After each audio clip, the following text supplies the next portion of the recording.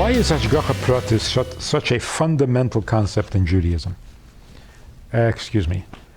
Hashgacha Pratis is not a fundamental concept.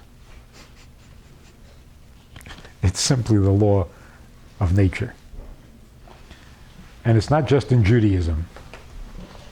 Hashgacha Pratis is the facts. Without Hashgacha Pratis, the world would disappear. What does it mean that the Eibishter is recreating the world every second? That's what it means.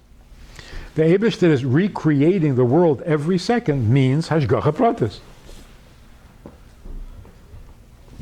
So Hashgacha Pratis is absolutely necessary for the world to exist. It's not a Dvar Torah.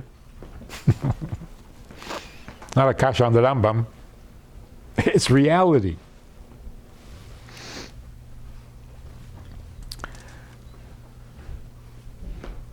The benefits of knowing and recognizing Hashgacha Pratis, it's the only way to be sane.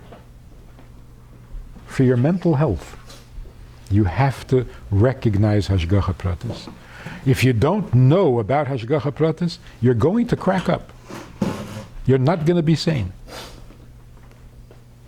On the other hand, if you have life is mean to you, you'll think God's mean to you. Yes. So, and that's sane. but still, you'll drive yourself crazy. No, you'll drive him crazy. You'll blame him, and you're right. It's his fault.